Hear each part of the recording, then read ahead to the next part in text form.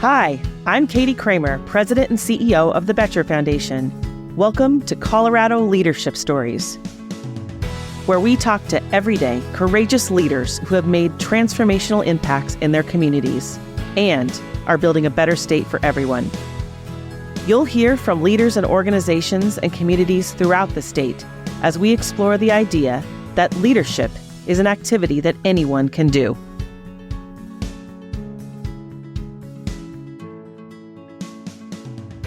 Lisa Reid is a 2010 Boettcher Scholar from Brighton High School who co-founded the Showtimes, a national livestock magazine, alongside her siblings when she was a teenager, when they recognized a need for coverage of the livestock industry in Colorado and Wyoming. Today, their family continues to publish this magazine, along with running a national marketing, graphic design, and photography company. She has served as an active member of livestock judging teams and has qualified multiple times for the Colorado All-State Livestock Judging Team. Lisa's leadership in the industry has transformed storytelling and the livestock media ecosystem, describing agriculturalist life from an on-the-ground perspective. Lisa, welcome. Thanks for having me. Well, we are so excited that you're on Colorado Leadership Stories and kind of watching you grow up in this business as I have over the years. It's just so fun to see where you are now, and I can't wait for other people to learn all about it. I can't believe I've known you guys this long. I know, right? Since you were a teenager, yes. Right. Well, let's start at the beginning. Let's go back to your childhood, and you grew up in Brighton. What influences or people shaped your growing up years during that time in your life? Oh my goodness. Mostly my family, but growing up in Brighton, it was kind of special because where I went to high school, so I went to Brighton High School. Well, my siblings, my brother and sister went to Brighton High School. My mom went to Brighton High School. My grandma went to Brighton High School. So it was really special to be able to do that because so much in today's world, you see that people are all over the place. They don't necessarily have the roots that they do. But even that, Adams County 4-H, I grew up all the way through Adams County 4-H. You talked about the livestock judging. That's where I was a member of the livestock judging team. Mm-hmm. I learned how to show livestock. I spent the summers with my family at the Adams County Fair. So it probably is what started my love for what I do now, whether it's agriculture, livestock, the creativeness from some of my teachers in high school and whatnot. So it was a really good foundation for where I am now. I'm sure. And you and your family owned hogs, cattle, sheep, and goats, and you showed animals through 4-H. And I think when I first met you, you were much younger, and actually you were exhibiting the Grand Champion steer at the Colorado State Fair, right? Yep. And you did that twice, not once, but twice. Yeah. 2007 and 2010, and then the Grand Champion goat at the state fair in 2003. So having been to like every single one of those junior livestock sales for years, over 25 years, I remember meeting you at that time and then also just watching you through that process. So what do you think you learned from 4-H and with those animal projects about leadership, about responsibility? Like, what did it teach you? Oh, absolutely. And kind of going on how you guys said you were at all the state fairs with the Denver Rustlers and whatnot. It's funny. I remember when I got the Boettcher Scholarship, there was actually a sticky note on my paper, and it was like, our paths keep on passing or something like that. And it was signed by Tim Schultz. Uh-huh. And me, like, I knew Tim from the interviews, but I'm like, who in the world is Tim Schultz? Well, I started going through and I was like, I didn't realize that you guys were so instrumental with the Denver Rustlers. And then I go and there's like a framed picture of him on our wall from when I won the steer show. And I was like, oh my goodness, I'm glad I didn't do anything dumb all those years through 4-H because people watch you. Uh-huh. But back to like the things I learned growing up with livestock. You learn so many life lessons. You learn responsibility. You can't just not feed a calf one morning or take off on a trip with your friends because you have the responsibility of caring for something. And if you skip a couple days, the animal could die. You could not win the competition you're hoping to win. You learn compassion. You learn, yes, like with our steers, they're meat animals, but they're also animals that are giving their life to feed you. And so you learn compassion for when you're taking care of them. They have personalities. You learn how to win, how to lose, because it's really fun when you're winning, but it's really sad when you're losing. But I was always taught to win like you lose. I learned that through livestock, but that's something that kind of goes with you all through life. Like if you win the Heisman, you need to be there and be really respectable about it. But if you lose, it's probably gut-wrenching, but you don't necessarily need to go like spouting off on something. So there's so many different life lessons you learned. And what's really cool about the livestock industry is, especially with like the magazine, and I can see it now, we deal with everybody from a 6-year-old to a 90-year-old. and they work together. And there's very few industries in the world that kind of work together like that in all age ranges. Or I was able to show alongside my brother and sister who were older than me, but my parents were able to be a part of it with me. And so it's really a family dynamic. I don't know, there's so many life lessons you can learn growing up. I don't know, it's a special industry. It sure is. And I think the other piece that sort of goes along with it, which bridges into my next question, is this entrepreneurial aspect of it, right? I mean, you're kind of in business for yourself. You're having to be thoughtful about the expenses associated with raising the animal and ultimately potentially the sale and such like that. And so I think one of the neatest things about your story is this entrepreneurial energy and the story of you and your siblings starting the Showtimes when you were a teenager. And so what was the origin story of that? Like, what was that like starting a business as a teen? Yeah, I don't think I realized how young I was when we started it. But so when we started the Showtimes, I was 15, my sister Lori was 16, and my brother Brian was 20. And it's kind of funny because so that would have been Brian right when he was in college. And Lori and I were both in high school. But back up, Brian was a member of DECA in high school, and they have to do marketing projects and whatnot. Right. And it was funny because he kind of pitched the idea to his marketing teacher about doing a livestock publication. And the teacher was like, that would never work. It won't be successful. Do something else. And so he actually ended up doing his marketing deal in an online sale company for livestock called Ebull. And he went on, and I believe he was second at nationals with his Ebull project. So the magazine, he always had the business plan planned out and what he wanted to do. And so finally, it was in 2007, and we were actually at the National Western Stock Show here in Denver, and we were talking about it.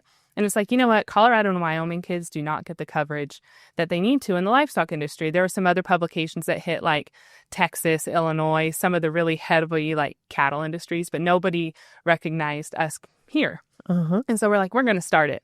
And my parents are like, are you sure you want to start it? And we're like, yeah, I think we want to start it. So it's like, it'd be really fun to just be able to put together the pictures and the stories and the layouts, how we wanted to do it. So that was in January, and we ended up having our first issue. We like established the Showtimes in February. Our first issue came out in April. And from there, it's just kind of grown, and it's been a really fun story. It's combined a lot of stuff. Like my brother loved graphic design. My sister loved business. I've always been into like the creative writing, journalism aspect of it. So it's a really cool way that each of us kind of took our own skills and put them together. Like I'm a big believer that God creates families to harmonize together. So like each of us individually is pretty good, but when you put us together, it's really special. And you see that with a lot of families. So I'm just blessed that it's worked out and we're still in business almost 20 years later. Amazing. Well, I love this harmonizing piece and this talk about like teenagers. I have two teenage boys that live with me. It's not always harmony. I wonder, is there ever any conflict between you all as you are in business together as a family? Oh, yeah. You should have seen us 2 days ago. No, it's funny because some people have said that before. They're like, wow, you and your siblings get along so well. And it's like, yeah, we're just angels. No, but you butt heads on stuff. But I think at the end of the day, what's so special with family is you respect each other. And so like when it comes to Brian, even if it's something I don't necessarily, it wouldn't have been how I do it, I trust Brian enough to let him like roll with something, or I trust Lori. And so I think and don't get me wrong, you can get it outside of family. Like look at the Betchers, they create their own family kind of here within the office. But there's something you can trust each other. So we'll be in an argument over something and then it'll be like, hey, what's for dinner? Right. And so there's something, we've all been fired. We all get hired back the next morning. Like our mom helps us out a lot. She's been fired. That was a mistake. She gave it back. But so yeah, there's definitely headbutting. But honestly, sometimes when we're put under pressure is when some of our best things come out of it. Like, cause it'll get like really, really intense. And then all of a sudden when it kind of breaks down and we understand where each person's coming from, something really good comes out of it. So yeah.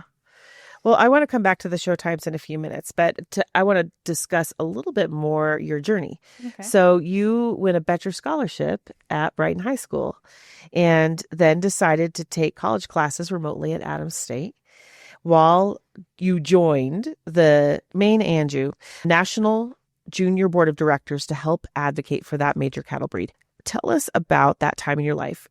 Why did you make the decisions that you did? Why did you decide to prioritize this, and what'd you learn from it? Yeah, it was a busy time in my life. But it was a good time in my life too. It set the foundation for where I'm at now. So I decided to do the remote learning from Adams State because when I was in high school, when we started the magazine, I actually started taking college courses in high school. So I had my associate's degree the week before I graduated from high school. Of course you did. Mm-hmm. It was nuts. I need a vacation. So I did that. And so by that time, I was a sophomore. I think I was a sophomore. Might have been freshman. I think it was sophomore when we started the show times. And so we were already like 2-3 years in to the magazine. So I'm working full time with the magazine. And then I had already been doing college courses where it was remote, but I'd have to go and get like test proctored and whatnot. Mm-hmm. And so I was already in the thick of things where if I would have had to take time away to go to college, it would have put a brakes on the show time. So it was really handy being able to do that. And then the main board is an awesome opportunity. So what you do is you get voted in. So we go to these cattle shows every summer and they have junior nationals, and every national cattle breed has one. So there's the National Junior Maine Jew Show, the Junior National Hereford Expo, the National Junior Angus Show. Like every single cattle breed has these shows throughout the summer. And they have the junior boards that they're elected by their peers that have delegates from each state. And then they get to represent that breed. So it was really neat. My sister, Lori, she had been actually the president of the board when she was like a couple of years before me. So when she went off of the board, I got onto the board. But it was such a wonderful way to honestly network within the livestock industry. I grew up showing, so I knew a lot of the kids that I was showing with. And they're not just from Colorado. They're from like all over the place. Like our best friends now, one of our best friends, we actually met on the main board. She's a main board member with us. She's from Louisiana, lives in Arkansas now. Our other best friends are from Illinois, Iowa. So we had all these connections. But when you are a board member, you got to network with the who's who of the cattle business. So like when you think it's going in and it's not just working with the manager of McDonald's, you're working with the owner of McDonald's. So it was such an awesome opportunity to not only network, but you become friends with these people that run the breeds. And my time on the main board, I still work with all those people today. They're instrumental in the magazine. They do articles. We do junior breed previews every spring leading into the junior nationals. And I don't think I would have had those connections if I wouldn't have been on the main board. Well, it sounds like it turned out just exactly like it needed to set you up perfect. And I remember when I was walking through National Western last year and saw you and have that issue that I now have in my office that's signed by you. Was that like your 100th? That was our 100th issue. So the first issue was 32 pages. And now the magazine has expanded to 6 issues per year. Largest issue was 674 pages. Was that the 100th? Yeah, or no, that would have been our summer issue a few ones before that. Oh, is that right? Issue's bigger. But well, at any rate, it's amazing what you've done. What have been some of the core principles or values that have been important to you back to working with your family as you've expanded the reach of your publication? Honestly, the biggest thing we've done is we've kept our faith at the forefront of everything we do. And it's kind of a fine line because you don't want to get preachy and just like push it on people. But God's the foundation of everything we do. So whenever we go to the office or put out an issue, we make sure it aligns with our values. And then outside of that, it all stems from that, but just being honest in business, having integrity in business. I know so many people, and we were even talking to some people recently, and greed drives so many people in today's world. And from us, it was always about putting out the best product we could. When we started, we always had the tagline like for the exhibitor, by the exhibitor, because we are still showing when we were putting it out, and we are covering people the way we would have wanted to be covered when we were exhibiting at all these livestock shows or selling animals or whatnot. And so I think we always tried to do that. We tried to highlight people the best way we possibly could. And sometimes, like, especially those first few years, we put all the profits back into the magazine because quality was so important to us. It's like quality in, quality out. Over the years, like trying to cut costs, we've had printers and they want us to like lower the page quality. So like we print on an 80-pound paper. They're like, you'd save some money if you printed on a 70-pound paper. Nobody would know. Well, if you just kind of like take away the quality, even if people don't notice, pretty soon people are going to notice. And so I think just, I don't know, keeping your core values there, having integrity in business, being honest with people, understanding nobody's perfect. You've had stuff where people are upset or something doesn't go how you plan, and just like, I don't know, hit it square on. I actually remember it happened when I was an intern at the Betcher Foundation. I was stressed out doing something, and I sent this mailing list to the printer because we sent it on an Excel sheet. And when I did it, all of the lines for the pallets going out across the country shifted one down, and I didn't notice it. And so I got a call, and I actually remember because I was in the office here. And we had pallets of magazines showing up to people that didn't need pallets of magazines all across the country. Like, to downtown people to people randomly in Virginia. They were subscribers that were getting pallets of magazines. And I was like, oh my goodness, like, what did they do? It's one of the big, I think my brother actually was mad at me on that one. But it's funny how God works. And I think maybe it's when you keep him at the forefront on stuff. It turned out to be a blessing because we met those people that got the pallets. And then all of a sudden they're like, hey, we have a big event that's here every March. We'd love to put out magazines for you. And so it actually opened doors in a way that literally was like an Excel sheet shifting wrong. So oh wow, what a story. Yeah. Well, and I wonder, through this business and as you've navigated over the years, has there been a mentor or something that's kind of come alongside that's helped you? I was thinking about this recently, and I think it's my family, and it's every layer of my family. It's not as a whole. It starts back to like my grandparents. So my mom's parents, they were very poor, and they grew up actually where my grandparents lived and built their home almost 100 years ago is where our Showtime's office is today. Yeah. Like it's on the same property. Wow. And my grandpa, he worked in the sugar factory in Brighton. Right. And my grandma worked in Kuhner's factory in Brighton. Mm-hmm. And they were just very poor, but just good Christian people with strong faith. Well, they instilled that faith and those values, and those are the same ones that help us run our business now. And then you go to my parents, and they owned their own company. And so when we grew up, we didn't know what it was like for somebody to have a boss because our parents were like, mom worked out of a home office. Right. They were in charge of that. So they taught us that work ethic, the responsibility. So it's from the livestock industry, but it's also from watching my parents with they had like an oil field company and then a sign and banner company. And then like my brother and sister, my brother's the best person I know. When you're talking about integrity, like he's not brutally honest. He doesn't lie at all. If somebody asks him a question, or like normally you try to make it sound better, Brian will be like straight up how it is, like such a good human. And same with Lori. She's kind of a spitfire that's so good with business and marketing and thinking how things should go through. So if I think of everything, I was so blessed to be the third Reid kid, I think, because even winning the state fair, I wouldn't have won the state fair if it wasn't for watching Brian and Lori grow up and do it. So yeah, my family probably as a whole would be the mentors. There's other people that have little like spurts of inspiration on us, but as a whole, they're the ones I kind of look at. Well, I have to say, friend, you're quite a good mentor for so many other people too. Well, thank you. So that's pretty nice. What a lovely testament to your family, and they are incredible. They're good. They're good. Great folks. So a couple more questions for you. And you, like, there's many Coloradans that have lived a life like you have with this agriculture at the center and this community mindedness. But what do you wish more people understood or knew about that maybe that haven't lived that way, haven't had that lived experience or live in Denver? Yeah, I think there's a lot of stereotypes when it comes to the ag world. Yeah. Like, and it always gets under our skin a little bit. It's like, man, I wish people just understood.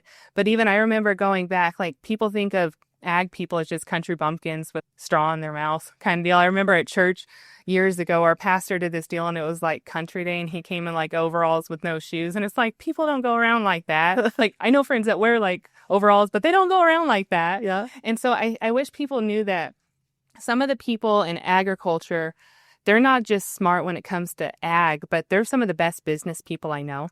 And that's one thing that's been so cool at the Showtimes is we've got to work with some really, really neat people. Like, and it's for Colorado, but it goes outside of Colorado too. Like we've dealt when I was 17 or 18, David Rockefeller ran an ad in the magazine because they owned Hudson Pine Farms in New York. And the trails from the Sleepy Hollow stories went through their deal, like a ranch. And so like I got a check from David Rockefeller and I was like, oh my goodness, this is cool. Well, when you think of David Rockefeller, you don't think, wow, cattle rancher. Or we have a Hall of Fame in the Showtimes and some of our Hall of Fame members were like Cherry Knoll Farms. They're out of Pennsylvania. Well, it's Campbell Soup. It's the lady that owns Campbell Soup, Godiva, V8. Or we're friends with Ty Warren, and he was one of the captains for the Patriots when they were winning all the Super Bowls with Tom Brady. And he actually played for the Broncos.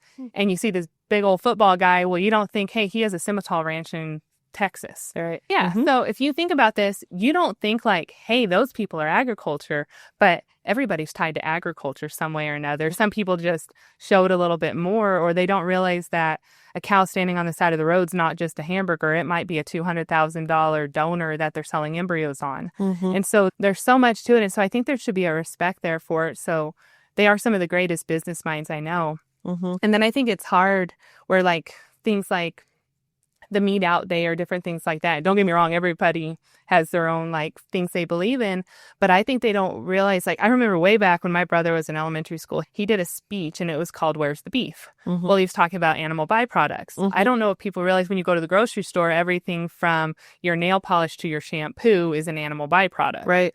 And so they're like, their agriculture is all around you. So I think there's just a respect to it. And I think we live in such an agriculture rich state.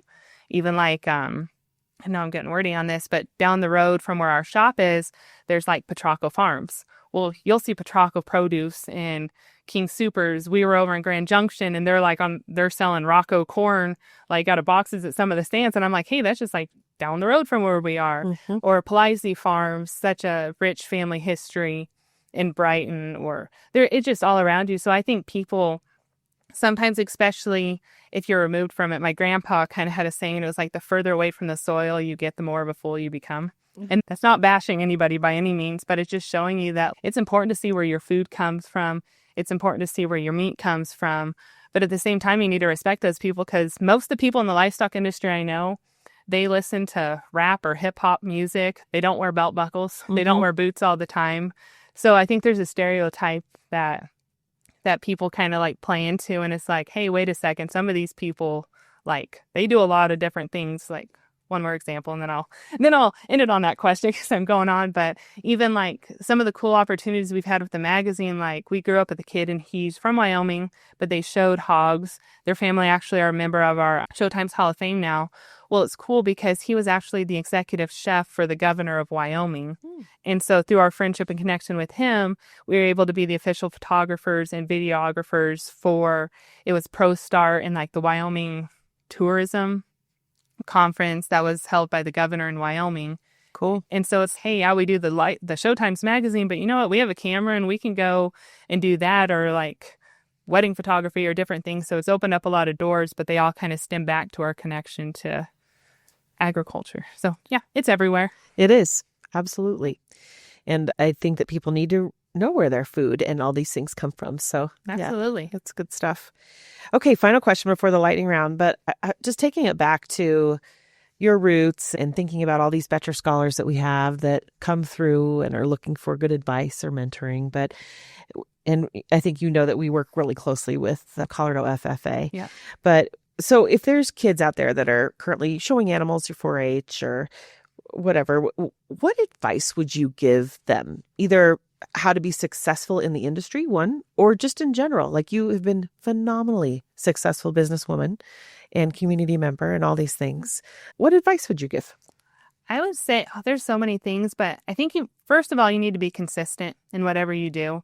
Because when we started the Showtimes, and I tell some of the people, because we talk to Western Illinois University marketing class always has us talk to their students every spring. And one thing I always say is, like, people now that see us, they're like, wow, you're the Showtimes. You have the big booth. You have the big magazine. And it's like, when we started the Showtimes, nobody knew who we were. I remember spending my lunch hours in high school in the Commons on the phone calling people and being like, hey, would you like to advertise in the Showtimes? And they'd be like, who? No. Like, hang up. Right. So you have to just be consistent with it, and you have to keep on keeping on, even if you have a door shut in your face or if somebody tells you can't do it.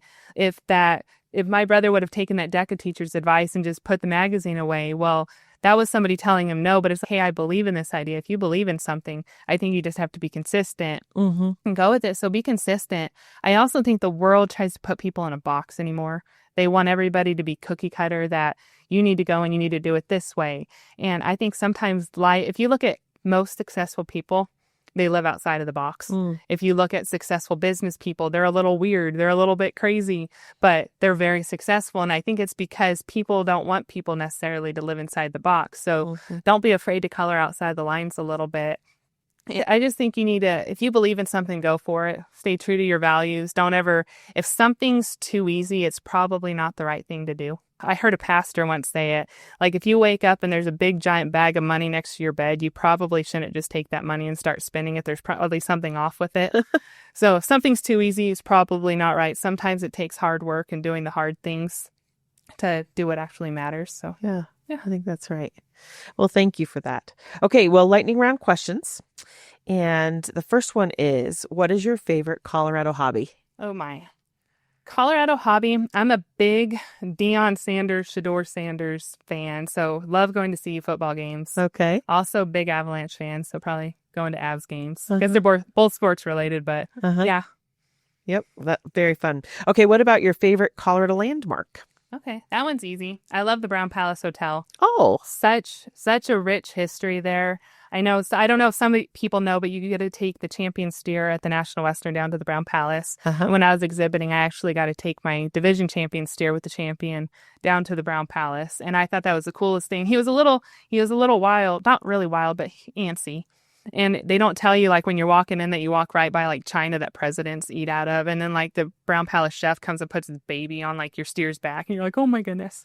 But so that was really cool, having the tea at the Brown Palace. A couple years ago, I had the opportunity with my family to stay in the Eisenhower Suite. Oh, wow. Which was so cool because it's like, apparently there's a row of rooms above, like, the little, like, fogged out glass at the top. So to be able to stay up there and have the bellman tell you some of the people like Oprah Winfrey or the Beatles, past presidents that are like staying in your room, and you're like, oh my goodness, like that was really cool. So Brown Palace is definitely up there. I think it's a special thing to have here. Well, I couldn't agree more. And the Betchers are tied to it. That was my number one reason. That was, that's right. I'm sure that was your number one reason. No, for sure. As you know, that's part of the history that the Betchers owned the Brown Palace Hotel. So it was so much fun. And the great connection back to the having, I love that part of the history, right? That we put the steer in the lobby. It's just so great. And there's not really any like panels protecting anybody or the steer. Like they just literally, they opened up the door onto the 17th. I think it was on the 17th Street.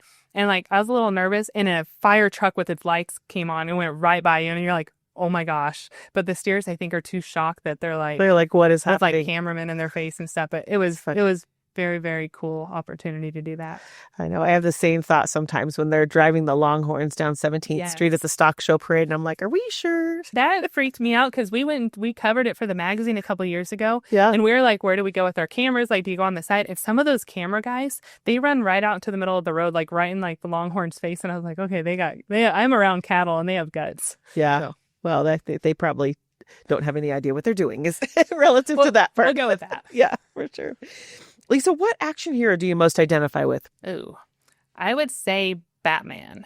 Okay. Because he didn't have any really superpowers, but he used what God gave him to make a difference. And I don't really have superpowers. I was stung by a scorpion once, so maybe I thought I was going to get superpowers, and that didn't happen. I just had sore joints. But so... We'll go with Batman. Maybe one day my last name will be on a building somewhere. The money probably helped too. Yeah, that's right. Yeah. Good story. That's great. Great answer. Okay, final question. What are you currently binging? Is there a show or a book or a podcast you're enjoying? Honestly, there's a new author my mom told me, and it's Terry Blackstock. And she's like a Christian mystery author. And it's kind of like John Grisham-ish, but she's so good. I've been reading a book a day about, which means I'm not sleeping at all. Right. But it's really, really good. Oh, wow. Good to know about that. Yeah. Well, my friend, thank you so much for coming in. And it's just love spending time with you. I'll look forward to seeing you at Stock Show. Likewise. Again. I felt so honored and humbled to have you guys even ask me to come here. So thank you.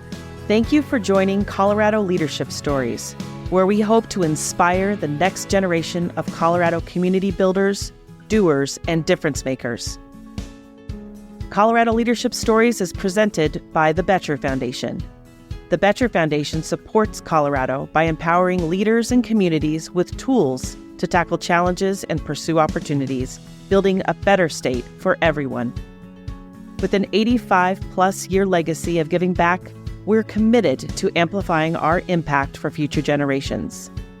That's the spirit of Betcher.